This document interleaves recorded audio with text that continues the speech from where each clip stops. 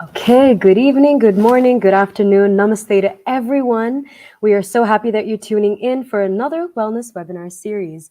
It is my greatest joy to be moderating today's webinar. I'm Kalpana. I am a health psychologist. And as it's kind of obvious, the topic for today is decoding mental health, everyone. And this is something I, as well as my dear panelists, we're so passionate about. So tomorrow is World Mental Health Day. That is October 10th. And we are having a little pre-party. We're celebrating World Mental Health Day one day earlier. And on this eve of mental health, the theme for this year, as declared, is making mental health a global priority. I'm sure that we have been seeing that we mention it a lot, the repercussions of the pandemic and whatnot, but mental health was always a priority ever since we all were born, from the beginning, from the start.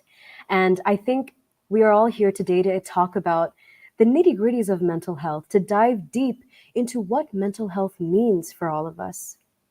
The definition, or the sense of meaning around what mental health means, is having a sense of emotional well-being, psychological well-being, and social health.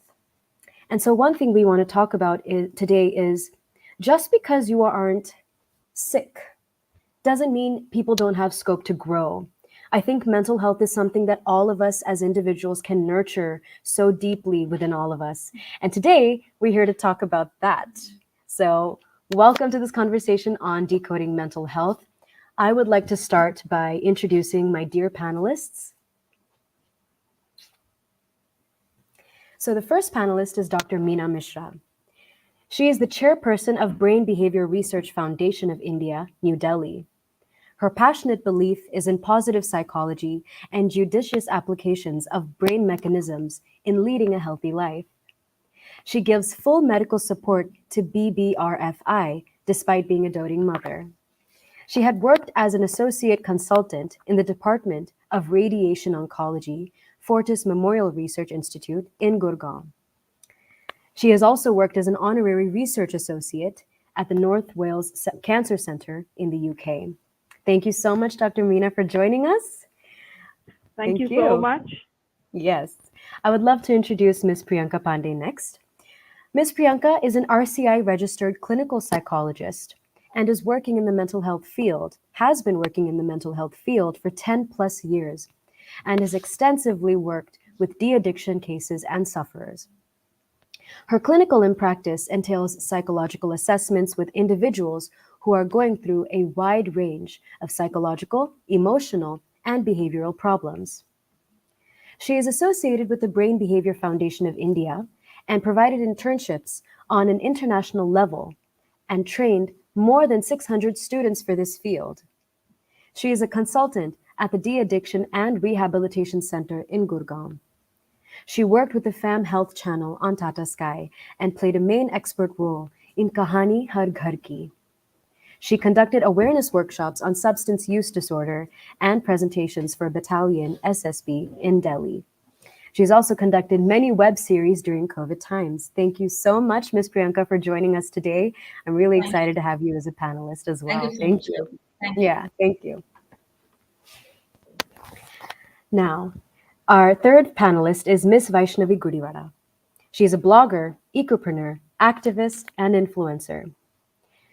So Vaishnavi has experienced MDD and bipolar disorder for about 6 to 7 years and is a mass communications graduate and is pursuing her postgraduate degree in psychology. She is the first vegan blogger in Hyderabad and Telangana and believes in sustainable and eco-friendly lifestyles. She has a great passion in content creation and has started a zero-waste business in early 2022 called Eco Studio India. She is a mom to 2 Desi dogs. Thank you so much, Ms. Vaishnavi, for joining us today. Thank you. Yeah. So I think my first question as we dive deep into this topic today is, why is mental health important? And why should everyone care about mental health? Now, this question is to all of you. Ms. Priyanka, would you like to go first? All right. So yes, Kalpana. So basically, as we know, like mental health is important aspect But before I start talking about the mental health, firstly, I would like to share that as we know that when we are physically healthy, so we enjoy our food, sleep, and our energy level. So same ways, if we are taking care of our mental health, we'll able to enjoy the people around us, the surrounding, the happiness, enjoyment, right? So it is important to living a balanced life. That is why we should take care of our mental health on daily basis. Yeah. Thank you so much for that. Enjoying your life. Thank you. Dr. Meena, what are your thoughts on this? Well, I would like to add the medical point of view and the anatomical and physiological point of view to this question. And we all know that the brain is the seat of all functions, all bodily functions. Therefore, if you want to lead a healthy life, it's not only taking care of your physical well-being, which is looking after your muscles and your doing the exercise and all of that, but everything actually is controlled by the brain. Therefore, I would rather say, put it that way, that taking care of your mental health should be your utmost priority. Because if that is working well, then the physical health will follow automatically. That is an amazing way to put it. The brain is the center of it all. So take care of that. Everything else is taken care of as well. Thank you for sharing that. Miss Vaishnavi, your thoughts? I agree with both of them, obviously, because of facts. But so most recently, I got diagnosed with PCOS. Okay, and while I'm in the healing process of it, I've learned that brain is very much responsible for even PCOS. So every issue in your body is somehow connected to how happy you are or how your mental health is. And without your mental health, I don't think you will be fully physically capable of doing everything you want to. Your body is fine, but your brain is going to pull you down into the bed, put you to sleep. Don't move, don't get up from the bed. So again, only if your mental health is good, your physical health will be good. You will be able to do your full potential. I am just so excited with all of your responses because I agree that the mental health is the priority. Like that is what pulls you to take care of your physical health, to make these changes in your life, and to it kind of governs your actions and your behaviors and your choices. Thank you so much for sharing that with us. My second question is to Miss Priyanka. I would like to know what is the biopsychosocial and spiritual model of health, and how can we use this to help us, identify when to seek professional help? That is the actually main challenge. Basically, if I talk about Indian belief system, our culture is more medically oriented, right? So for mental health, we have to understand the all aspect of the life, like different dimensions of our life, like biological that is related to physical condition, right? Psychos that is psychological condition, mental and emotional well-being, social well-being, and the spiritual I added because nowadays we are more, instead of spiritually connected, we are connected virtually. So to balance our life, in order to balance our life, we have to understand the each dimensions of our life. And if any of one dimension is affecting your mental health, if you are not able to cope up with your day to day life, then you should seek help immediately. Reason being, because if you are not addressing the issue at the initial stage, it will definitely worsen the symptoms, and probably after a few times, a few years, a few months, your condition can become worse. So it is advisable to take care of your health in every dimension. It's not only about your physical health, especially the social health, the spiritual health, where you can feel connected, connection with yourself, connection with the people around us, or you're connected to something like which is giving you happiness. So that is more important. So in order to balance all the dimensions of our life, it is important to take care of these areas on daily basis. It is not that yes, if I got in something if I got some problem, then only I'll take care of my mental health. So you should take care of your health on daily basis, and how to manage, you have to use some strategies, use some techniques on daily basis in every dimensions, like we eat food or we take good sleep on daily basis, right? So same ways we have to address, we have to nourish our mental health on daily basis. So that is why this biopsychosocial spiritually approach has been used. Thank you so much. I think the biopsychosocial spiritual kind of gives us an easy guide, okay, to say, how am I doing physically? How am I doing Yes. mentally? Am I maintaining my social relations? And am I connecting myself to something larger than me in a spiritual sense? So it helps us kind of navigate our life in general. And I love using this as a way to check in with myself Yeah, it's a regularly. reality check Yeah. for Yeah. everybody. Yes. It's a reality Yes. check, right? Yes, yes. So any kind of faltering in one of these, we can say, okay, something's a little off. Which one is it? Thank Hmm. you. Thank you for throwing light on that. My next question is to Miss Vaishnavi. I mean, thank you so much for, coming here and, being, celebrating your vulnerability with us, actually. I just wanted to ask you, what has your journey with mental health been like? And do you mind sharing your story with us? And, you know, yeah, yeah. And also, in the context of mental health and social health, how has your family and your social circle kind of impacted your journey with mental health? Thank you. Yeah. So I think the whole problem started when I was 14 or 15. I was having a hard time adjusting in school. The everybody in the school are from like different places around India, and I was one of the only persons from Hyderabad. So I was one of the only South Indians in the class. So my oiled hair and all of that was creating a lot of friction for them. I had no friends at that point. So I stopped going to school for a long time. I used to go to school once in 10 days sometimes. That's when my mental health really deteriorated. But at that point, I didn't even know what is mental health. So parents thought I'm just throwing tantrums. Uh, yeah, teachers labeled me as that too, like a tantrum child. But that's what was happening. But only after 5 6 years, when I was in my undergraduate first year, I realized that this concern's a big one. I By then I already had my first maniac episode. At that point we didn't even know it was bipolar, okay? So now I know that was maniac episode. So I had that, and in second year of my college I started going to a psychiatrist and a psychologist both. Lot of misdiagnosis happened.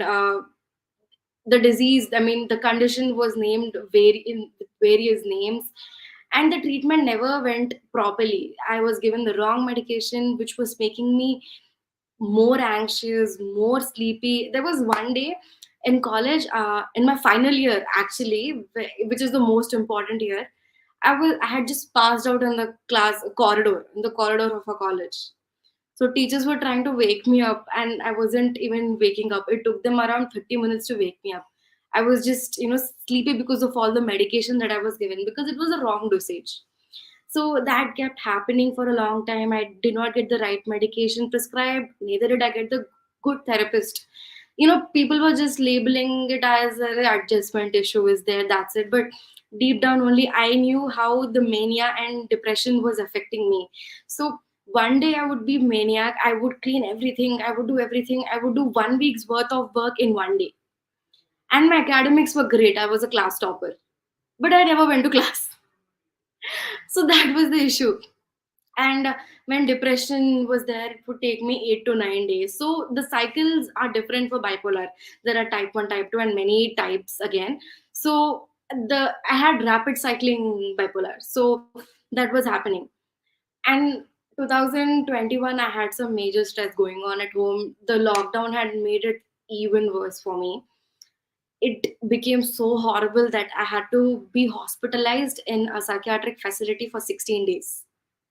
So I had been given ECT treatments, RTMS treatments to rewire my brain probably.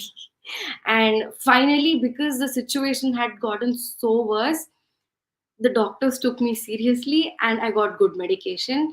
And that's when I think it changed even for my parents, because it was so bad, it was so serious. They saw me getting hospitalized, getting all those current Yeah. shocks and all of that. That's when I think it got very real for everybody around me, and even in a sense to me also. i Hmm. I never was the person you would imagine to get admitted like that. I was always on top of things in college or school or anything. You name a fest, I'm there participating in 10 events. And most people didn't even know that I was going through something. I thought, even I was like, "Arey, no, I'm just like this. I'm high on life on the maniac days. I'm like, I'm high on life. I'm just happy like this." But that was my mania. Now I know that. Like for the last 1.5 year, I've realized that. So last year, after I got hospitalized, I got the good medication. Things got better. Finally, now after 6 to 7 years of trying so many things, I'm off medication and I'm good.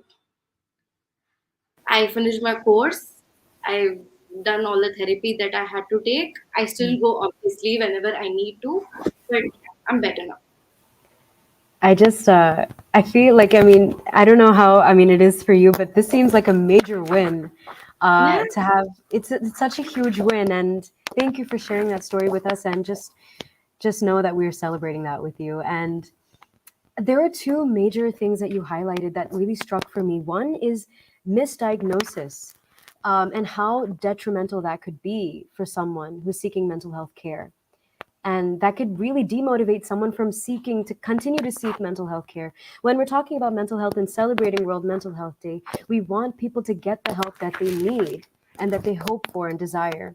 So that is one thing. And the second thing you kind of touched upon is how a lot of the times mental illness can go unrecognized. And the people that are high functioning and seem like they're doing great, they have it all together, something may be going on underneath that. So these are two salient themes that I really heard from your story, Miss Vaishnavi. And of course, everything you shared with us was so, it really shows the true nature of what mental illness can look like, especially mood disorders. Thank you so much for sharing that with us. Thank you. Is there anything else that you would like to share regarding that? Only that a lot of people were not believing it, and Yeah. I was stunned by it. Like, Hmm. if I had cancer or if my bone was broken, you would believe me. Yeah. Just because you Yeah. can't see it doesn't mean that it's not existing. Yeah. Yeah. And only That when is, it worst, when my grades fell from like a straight 9 CGPA to like 6 CGPA, that's when people realized, oh shit, there's a problem. We need to. hmm. And Yeah. it got even real when like I was attempting suicides. God, Yeah. because of that, that's when people believed that, oh God, this is serious.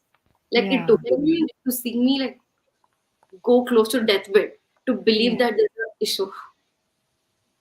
I think that is something that we're trying to kind of combat together as a field, all of us, where we're trying to say that it doesn't have to get so bad for us to want to change Yeah. things in our life. Thank you, Miss Vaishnavi. Thank you.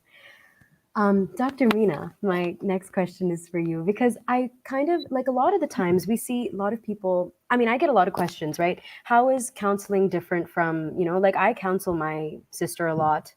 How is this? What is the psychological counseling going to do for my sister and all that? See, I counsel her. So we use counseling in a very, very loose term, in a loose sense. And I get that. Like the definition of counseling is such, but can you help us? Like, can you throw light on how is psychological counseling different from other forms of counseling? Other forms can be in anything. Like, we have financial counseling, we have career counseling, we have family, informal counseling. So, can you throw light on what the difference is?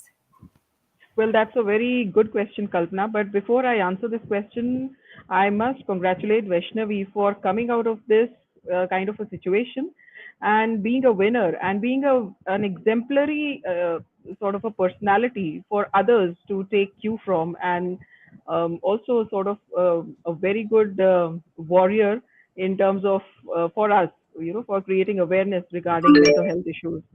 So my best wishes to you, Vaishnavi, and I really feel happy seeing you and sharing this platform with you. Now, coming to your question, Kalpana, it's an often misquoted word. It's a misquoted word in the sense that because it's there in the dictionary, so we are using it wherever we find it convenient. So even when I'm talking to you right now, I might be telling you certain things that might fall under the category of counseling. So counseling is a very loose word. Whereas if you come to a specific term as psychological counseling, it is focused to a person who is taking psychological counseling, or to a client rather. I would say it appears as, oh, she's talking or he is talking all sorts of things. What are they doing? They're just talking. But actually, behind that talk is a very focused approach because they have been trained for it. There is a certain purpose for which they are talking, or they are trying to gather this information from you.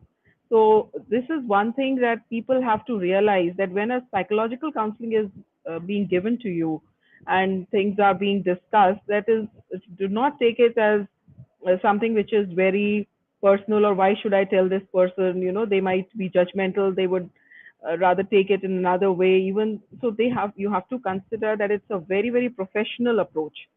A counseling, a friend also counsels a friend.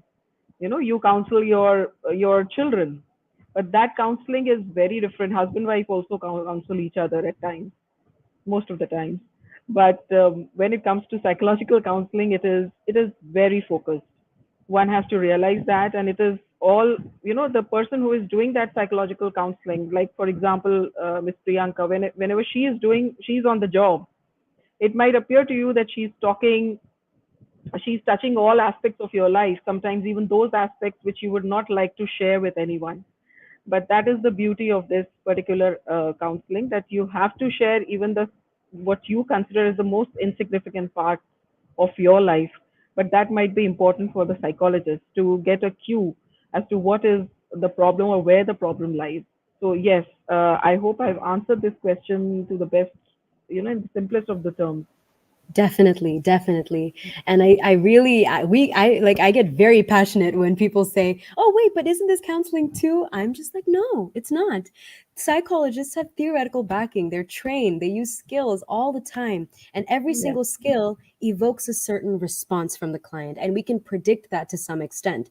So we yes. are having years and years of experience in this field. So thank you so much for throwing light on that, Dr. Meena. Yeah.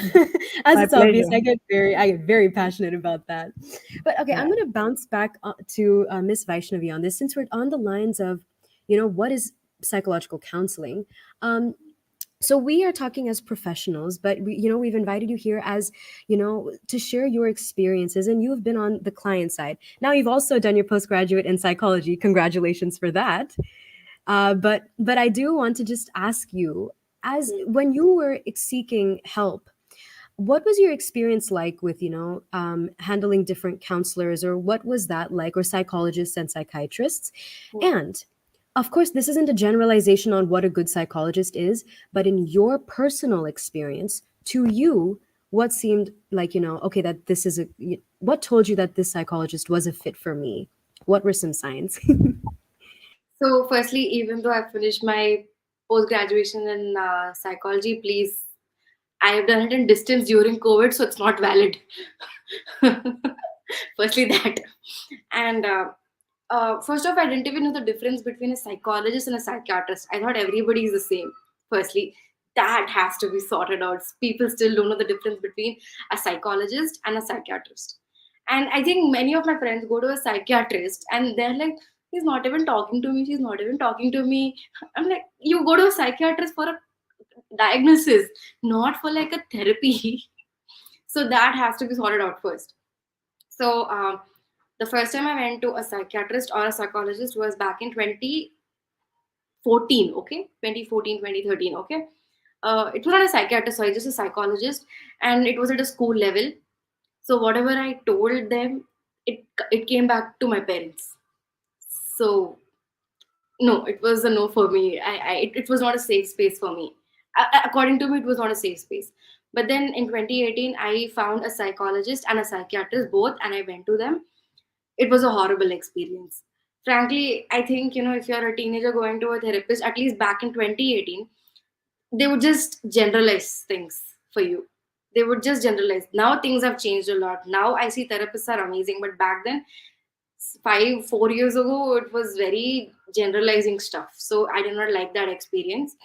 And then I switched to another psychotherapist actually this time, and I had to go and tell them about all my experience from like 5-6 years, about how I'm feeling and everything. And that kind of put me back into a hole because I had to talk about all the things that I was trying to like shut down. But again, I did not like the therapist because I think she was very young to handle the concerns that I had. She was very young, she was not well equipped. So after that, I did not go to anybody for a long time. But when I got hospitalized, they had assigned me to a really good psychotherapist. She was amazing. She didn't have one approach, but she had 10 approaches. So she knew, like, I told her straight up, because I was high on medication during my hospitalization. I told her straight up without any fear, you know what, you can't handle me. I'm going to be a tough one for you. So she's like, okay, let's see. Let's come and get it out. So she realized that it was tough, but again, she was very well equipped. She had a couple of degrees, 3 degrees probably. So one method didn't work. She went to the other one. So that happened, and then she called my parents when it was necessary. She invited my best friend over when it was necessary. So it was overall a holistic approach, like, from my environment and not just focused on me. So that happened, and that was helpful. And a psychiatrist, with the psychiatrist, I think I had the most problems, because firstly, I saw a psychiatrist that was above the age of 65. Not being ageist here, but because she was above the age of 65, she was following the medication that was prescribed long ago, and that was interfering with many issues. And then when I addressed when I spoke about that, the hospital shifted me to a doctor that was relevant. He was very young. He was about 45. Comparatively, he is young. So he gave me medication that was very well researched on, and that was latest. Like, I think they put me on Valium, which is pretty recent and new. The research was pretty recently done. So the shift from the old medicines to the newer ones was very helpful. They cut down on the sleepiness, grogginess throughout the day, and like, the old medication would make you gain weight. The new ones don't. And because the old medication makes you gain weight, not many people take the medication. They just buy the tablets, then never use it. So the new medication doesn't have that kind of side effects, as far as I know, because they didn't cause me weight gain issues now. So that was helpful. Switching to a doctor that is used to more of the latest medications, has done studies on the latest medication, and a therapist that's very well equipped. And if I have to, like, pick a couple of qualities, firstly, the therapist shouldn't pressurize you to talk about a lot of things in the first two sessions. I feel, take it slow. Like, take it slow on me, don't scare me with everything in one day. And then give me like a proper, make me note down things so that I don't forget. When you're on medication, you tend to forget a lot of things. So if your therapist is helping you to note down things and make like a list of things to do, and sorting things down like in a written way, it's clearer, it's better. Thank And you. also, Yeah. Oh, and oh one yeah. more, Please go ahead. yeah, and last point, I think the therapist has to understand that there are many factors involved, and it's just not me. Like, because the first two experience that I had, the therapist was just focused on me and what, entirely on me, and ignoring the environment around me. And that wasn't helpful, because let's say in Indian household, you live with your parents, your family, and you can't just ignore those factors in. So, yep. Thank you for sharing that. Actually, you know what? Like, I feel a little sad that you had to go through that many professionals to kind of get the help that really fit you. Thank you for throwing light on that. That really shows, because I hear a lot of stories about how many people aren't finding the therapists that work for them, the therapists that enable them to feel safe, and the psychiatrists that enabled them to feel safe. So, you highlighting these issues, a lot of people in our audience may resonate to them. Or if not, if they don't resonate to that, saying, oh, I had that experience too, they know what they can look for. And like you mentioned, things like confidentiality is very important. And things like looking at the individual in context of their environment seem to be very important to you as well. And in general, it is important. And the importance of taking it slow and meeting the client where they are and not rushing them. So the moment our listeners, if they're seeking therapy or help, for them to feel safe enough to take things slow, that's important. And there are many other factors there. Miss Priyanka and Dr. Meena, like, do you have any other thoughts on this? Yeah, so Vaishnavi, whatever the experience she has shared, even I have experienced the same with my patients, because a couple of patients has complained about the same thing, because again they have to repeat their stories and it is very painful to share their own experience, whatever they have suffered, right? To make them understand, to make the therapist understand what exactly he was going through.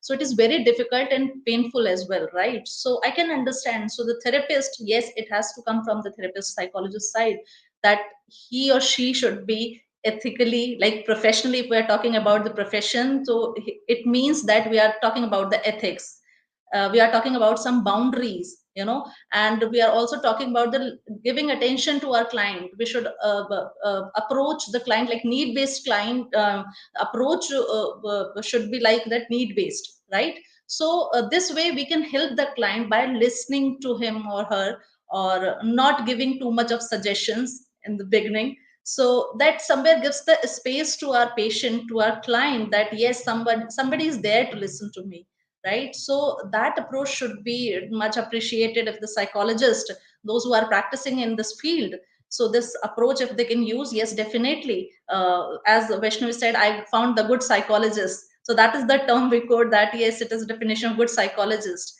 So, and also the holistic approach, what I we discussed about the biopsycho social and spiritual model, so that is a holistic approach.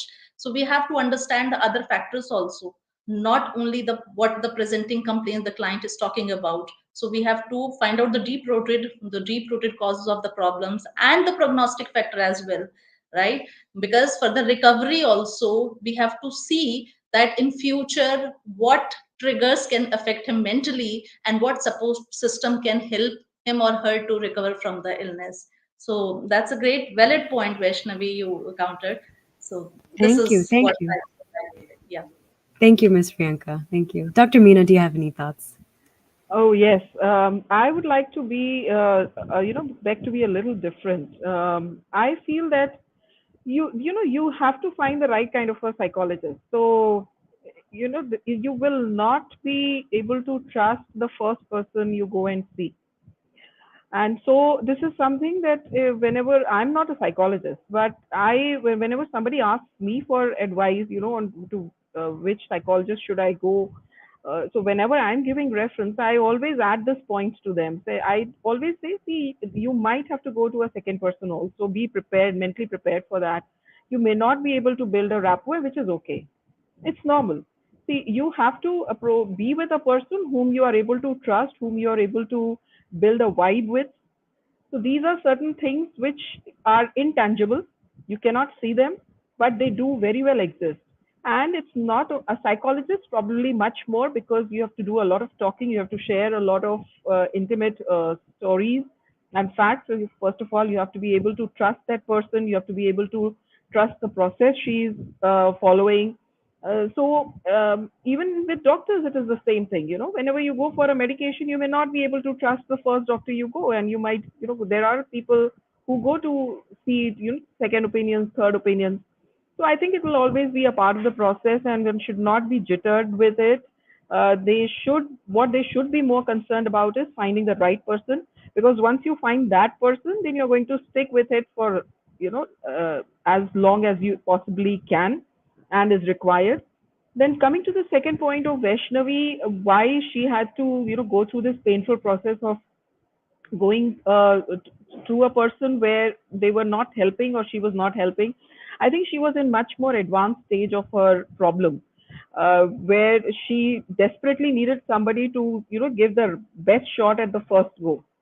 So that is where the problem is. That is the reason I always, through my organization, we have been organizing so many webinars in the last 2.5 years or more than that, where we stress in all of these that please diagnose it early. Please try to go early, so that, you are not in a desperate situation to find the right match at the first go.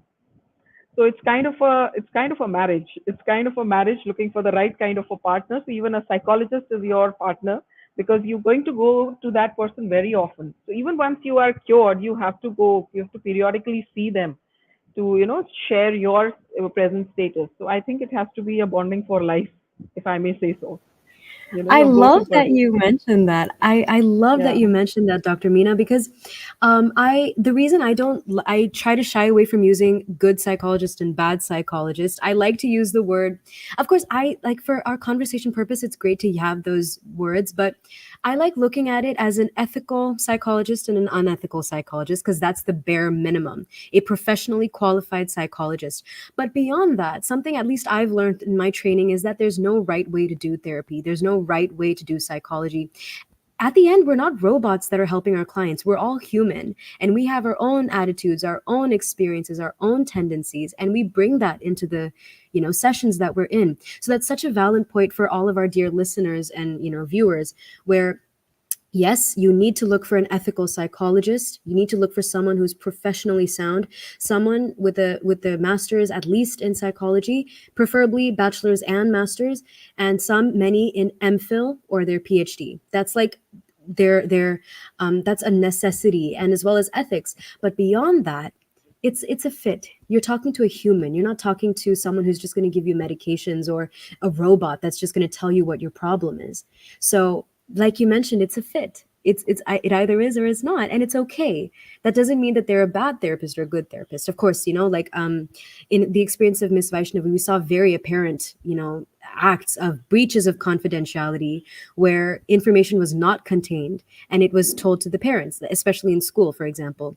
That's not like that has to be very carefully looked at. Yes, Dr. Meena. Would like to add to this because they are school counselors. They are Yes. meant for the benefit of the school more than the Yeah. student. Yeah. So we So have to keep that economics in mind and that relationship in mind. So it has to go to the parents, and mm, they are not clinical psychologists. They are yes. even career counselor. I think it's counseling psychologists. They Mm, are also appointed there as yes. in place of school psychologists. So there is a lot of I think gray area that we have. Very much. But at the age where Vaishnavi was, that was the teenage age. That is the age where you actually shy away from sharing everything from your parents, and I think that got onto her. So Mhm. I can very well understand why she felt so antagonized by that things are going. What should have happened. I would rather, through this medium, I would like to tell the parents, please, whatever information you are getting from the school, do not share it in direct or indirect ways to your children. Just keep it to yourself and try to manage. They should not get this at all, that they have been getting this information from the school. Yeah. So I think she would have you got this help from the school side itself. I think would have been taken care of much Mm, earlier. But because she lost that confidence, and she got that my things are being shared with my parents. That should not have happened yeah. like that. No, I agree. I mean, I don't blame anybody in this process because everybody was trying to do their best at that point. But Yeah. only when the situation had gotten so worse, I went to someone that is very equipped. Yes. Yes. Until then, Yeah. it was fine. It was very difficult for me to find someone good. Yeah. Yeah. And And that's I don't even think I'll blame anybody because I mean now I understand it is school's responsibility at the end of the day. mm, The college is appointed by the school, so it's nothing to blame there at all. of course. No, Yeah. No. Vaishnavi, no, Vaishnavi, I think through this particular, that's very interesting. Thank you for sharing this, because I'm also a mother, and I'll be, in our next 2 or 3 years, my son would also become a teenager. So I also have to keep this in mind, that if whatever I'm getting the feedback from school, I should not transfer it to him in any remotest possible way, so Mm, that he stops taking help from the school, and that should not happen. mm, I think we as mm, parents have to keep track of that. At least the child should feel like there is someone he can trust. If not teacher, the Yes, parent. If not yes, parent, yes, teacher. That has to yes. be. absolutely, Yeah. absolutely. That was a very wholesome exchange for me to witness. And there's a lot of love that comes from my heart. As you know, we're all talking about the aspect of therapy, counseling, and getting help. In our conversation earlier, when we were talking off stage, Dr. Meena, you were talking about how, with your experience in oncology, you are very passionate about the fact that mental health is so intertwined with physical illness, and it's so related. We were just talking about that in the beginning of our webinar, right? So I just wanted to know more. I wanted to pick your brain a little bit on what is the role of mental health when we're addressing physical illness, and I would love to hear from your experience on what are your thoughts on that. Well, everything, Kalpana, everything. If you go back, I don't know, we were not there, but if you see the old Indian movies, or where even in today parts of America, we have the family physician concept. why do you think the family physician's concept has not gone away? And we in distant parts of India we still have that. There is one family physician who is not only taking care of the health of the family, they are also taking care of even those things which do not come under the strict category of healthcare. So that is holistic approach.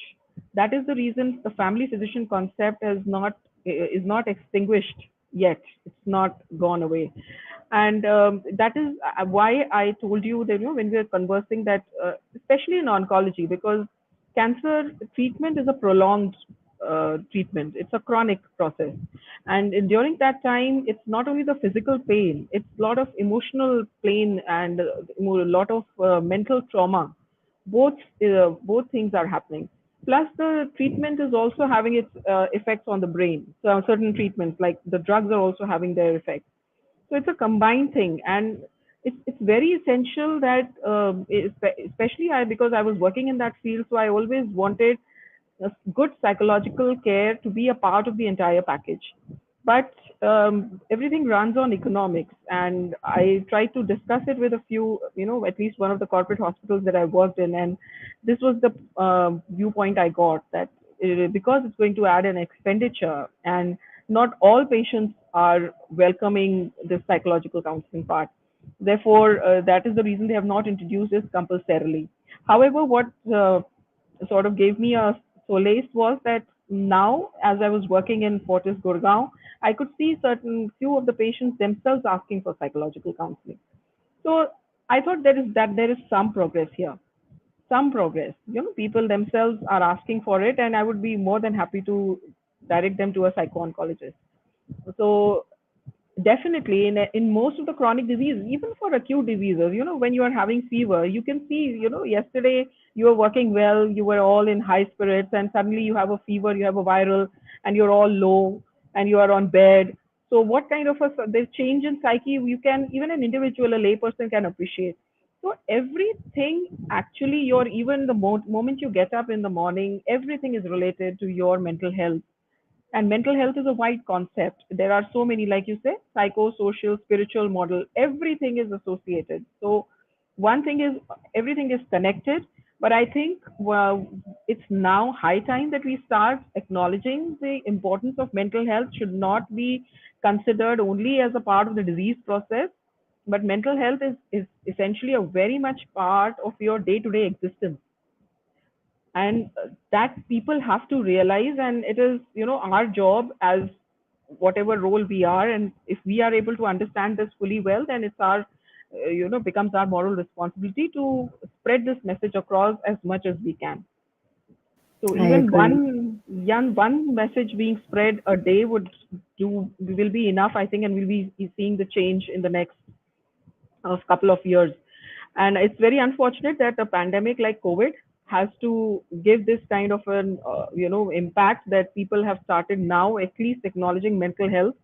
But at least I haven't come across that post COVID, if I may say that, post COVID care is still lacking. There are articles in the newspapers that we are not paying attention to the post COVID care. So if my personal thought has been or is that if you take care of the mental health, I think the treatment for the physical health will become much easier. So as physicians in our country, in a populous country like India, where the doctors are overburdened, we are actually treating only the disease part because we don't have the time. We don't have the time. And this is where a good clinically trained psychologist comes into the picture. And we have to have more of that in our country. Sadly, that is one thing that we were lacking. And that is why I've taken it as a personal cause. This is the reason I said, I'm happy to be here, because it's for a cause. It's a cause that I would really like to propagate and take it further, so that people who are taking up psychology as a subject, they should not consider this as just some loose subject. It's a very important subject that they have taken up to study, and they should go ahead with it, because they are going to do so much of service to the society and to the human race. Yes. Yes. So these Yes. are my thoughts. I feel very strongly about it. Oh, yeah. I really resonate to that, Dr. Meena. Thank you so much for sharing that. Especially now, like you mentioned, did it take a pandemic for everyone to realize how important mental health is?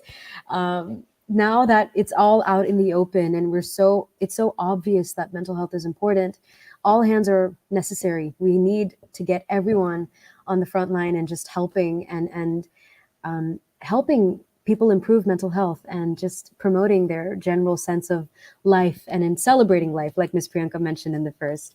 So thank you so much for throwing light on how both are related to each other. Um, Keeping in mind the time, I just wanted to bounce to Miss Priyanka for the next question. What what is the role of lifestyle? What kind of role does lifestyle play when we're looking at the onset and recovery of mental illness? And it's kind of related to what we were talking about before, how everything is related to one another. So how does lifestyle in specific have an impact? Yeah, definitely. Lifestyle plays an important role because the onset meaning the beginning of the problem, right? So at the initial stage, if we understand about the problems, like there are some behavioral indicators which give hints that yes, something is going wrong or the person is suffering from such thing, right? So there are some behavioral indicators like disturbance in sleeping pattern, right? Eating habits, changing eating habits, usage of substance, alcohol or drugs, like excessive uses of alcohol or drugs, and there are many other things which like maladaptive behavior. So there are certain indications which gives the hints that yes, the person is something doing like abnormally or frequently, or he's suffering from some problem, right? So this is the condition where we have to address the issue, because we don't have to wait for the severe issue. Yes, abhi, this is not the right time so that we can seek doctor's help. We can address on it like their own. So we have to find out the issues, we have to address the issues, the problem, the behavioral indicators, and then we can talk to the person directly if he is suffering from such problem. Else, if he is not comfortable with the family, we should seek psychologist help, because there is no medication, only the talk therapy, only the counseling session, so he can get the help. Even the family get convinced, yes, the person is suffering from such condition. So onset, yes, unhealthy lifestyle, it is an indication. Whereas recovery, we talk about recovery of a mental health, a mental illness, so it means healthy lifestyle, because prognostic factor, we have to see the prognostic factor, what are the support system of the patient. We have to see how he is maintaining his lifestyle on daily basis. So these are some maintaining healthy lifestyle factors which helps him to recover from the mental illness. So beginning of the problem means at the initial stage, if we'll arrest the disease at initial stage, hopefully will not suffer from the severe problem. So that is the main point, addressing the issue at the initial state, at the mild level, right? And if you arrest it, definitely you will be free sooner. But if you will delay it, you will think that yes, uh, we'll handle it on or like own, so it will create a problem. So that is why like, my suggestion is for the beginning of the problem, or if we are talking about the recovery of the mental illness, so we should seek the professional help if we are thinking that yes, now we are not able to handle the problem. Okay, so that way there are some behavioral indicators, and in recovery also there are some behavioral indicators. If your sleep is good, your diet is good, you are maintaining healthy lifestyle, you are doing regularly exercise, or you know how to make fit yourself on daily basis, right? So this is the how recovery starts. So recovery, the healthy lifestyle, basically this lifestyle is made up of thinking, attitude, and your behavior. So you have to think positive. If you are thinking negatively also, to try to counter those thoughts on daily basis. You have to manage your stress on daily basis. It's not important that stress will come, the trigger will come, the problem will deteriorate, then we'll take care of stress management. You have to manage your stresses on daily basis. So talk to somebody, take help, groom yourself, take care of your hygiene. So everything is there, just reality check needs to be there, right, in every dimensions of life. So that is how we work on the recovery process. Right. It's kind of like it kind of reminds me of how. Sorry, am I audible? Yes. Okay. Yes, yes, So yes. So kind of what you're saying, Miss Priyanka, is that behaviors that we practice may not seem dangerous when we're doing it, but over time, the effects come up and it can trigger something. It can trigger a disease, either mental or physical or both. So that is the role of lifestyle in the onset. And in recovery, practicing healthy lifestyle can, like, improving your lifestyle essentially can help maintain your recovery rate, and it can prevent you from going into another lapse of the illness or experience. So thank you so much. Like, yeah, let me know if I missed out on anything, but thank you so much for sharing the role of lifestyle. Especially when you mentioned stress management is an everyday thing, mental health is an everyday thing, sleep, nutrition, exercise is an everyday thing. So even when we are in our lows or our highs, looking at these four things kind of does help us build, or kind of go towards growth, even though that growth is slow. But also it kind of touches upon our biopsychosocial and spiritual model. So that's a really nice way to put it.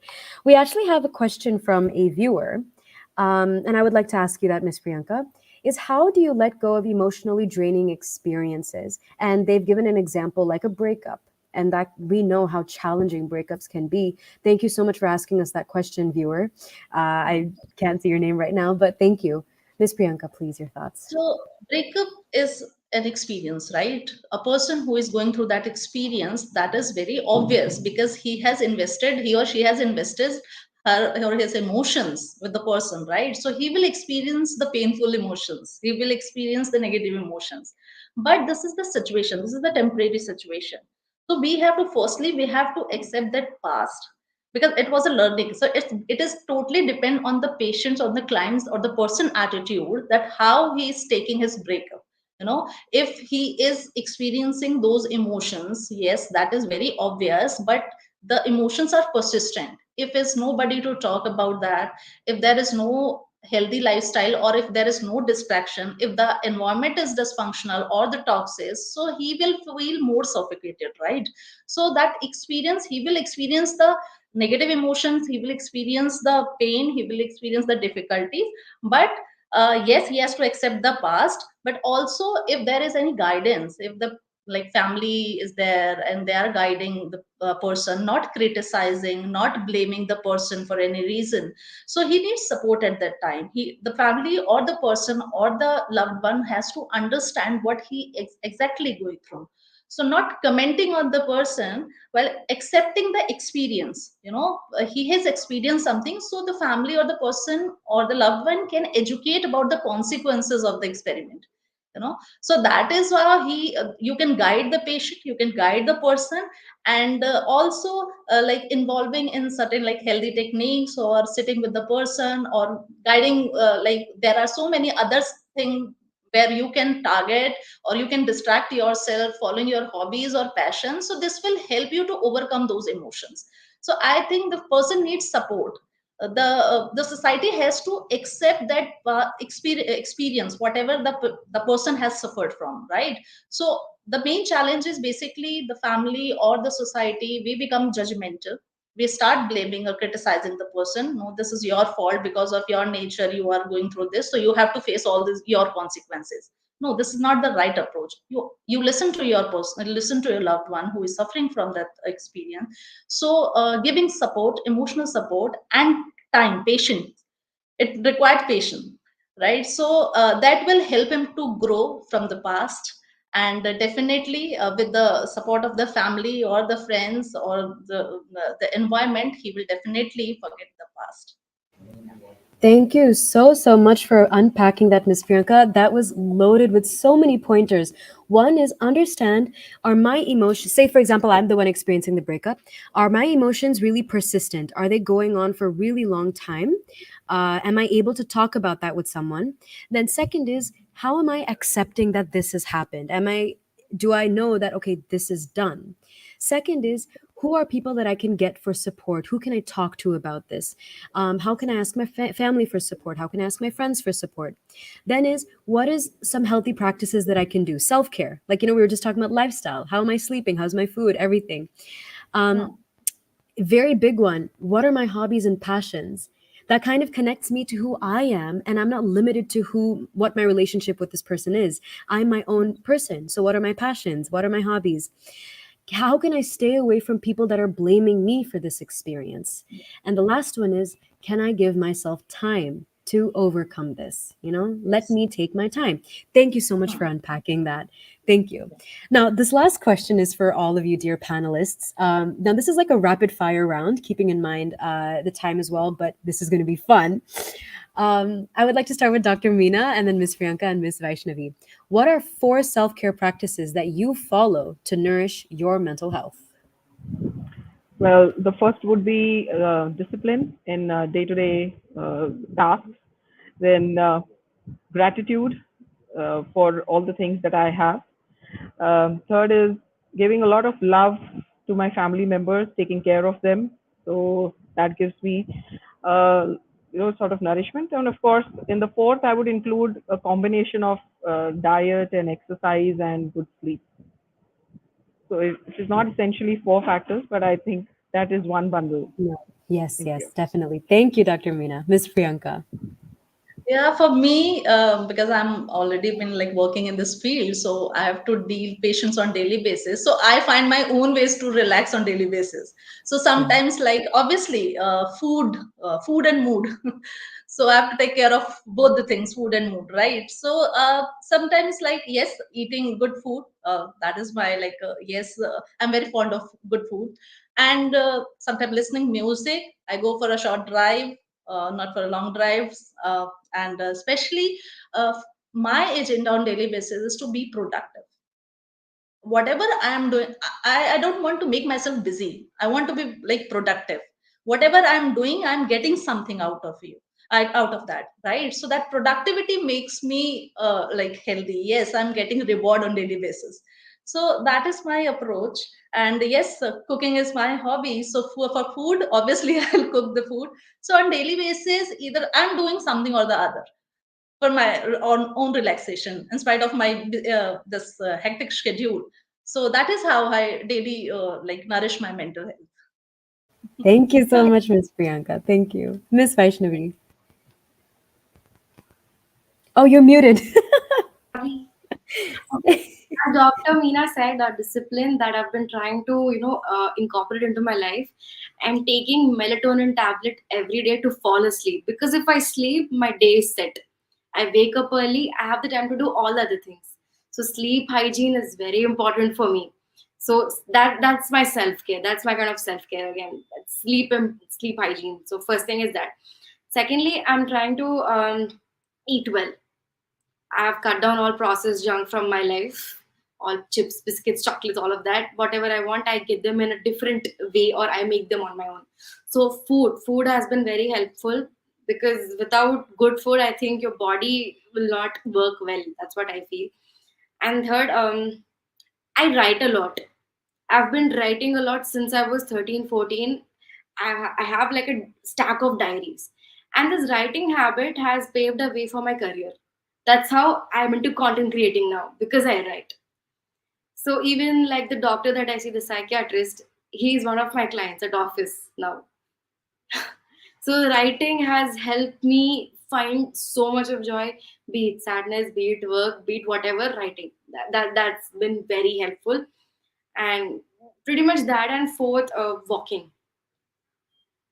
I'm making sure that I walk 10,000 steps every day, and it's not like a physical activity karna hai isliye, no, not like that. It's more of, it makes me feel in control of my life.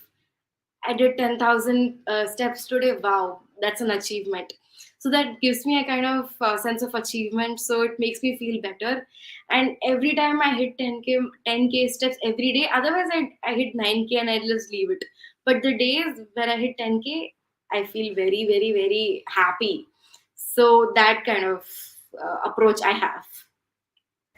Thank you so much, everyone, for sharing. What I love about all of your answers is that they're so holistic in nature. Like food being attached to mental health, physical health being attached to mental health, creativity being attached to mental health. I find that all, and especially Dr. Meena, you sharing nurturing and caring and being with your loved ones, how that's very much associated with your mental health, especially things like gratitude. I these were just so wholesome to hear. I just want to say thank you. Like this whole conversation was so beautiful to witness and to be a part of. It's my honor to be here with all of you. Um, what I love about this today's webinar is, unlike our previous webinars, this one was so solution focused. Every single answer we had, or every single thing that you all shared, it was so like people can write this down and they can actually imbibe it tomorrow in case they want to seek help. I know this is what I have to look for at a therapist. If I want to check in on myself, I have to look at these 6 things. It was so practical. And that is something we really, really strive for. And I hope this inspires our audience to care about their life and take control of what is rightfully theirs. And everyone has the right to celebrate themselves, celebrate life and each other, their loved ones. So I'm really happy right now. Thank you so much for being a part of this conversation. Uh, Dear listeners, this was part 1, surprise, for celebrating World Mental Health Day. In this webinar, we spoke a lot about the logistics behind mental health, as I like to put it. What is a starter kit? How do you set yourself to take care of your mental health? How can you nurture yourself? Our next webinar is on the 16th of October. And as you know, this is Heartfulness, the Heartfulness Institute. And ours is a wellness organization where we focus on mental health, spiritual health, and physical health. And we use a lot of contemplative practices that help people either find relaxation, peace, connect themselves to something larger than themselves, or connect themselves to themselves. And, we are really passionate about helping people follow what's in their chest, and that's our heart. And how do we live authentically? So, our next webinar is going to be talking about mental health in the context of meditation and other contemplative practices. What is the role of meditation and contemplative practices in mental health? And why is spirituality in mental health very important? And spirituality not in the context of religion, but just in the context of connecting yourself to something larger than who you are, and that involves you. So, with that, I would love to bring a close to this webinar. Ms. Vaishnavi, Ms. Priyanka, Dr. Meena, so much regard to all 3 of you.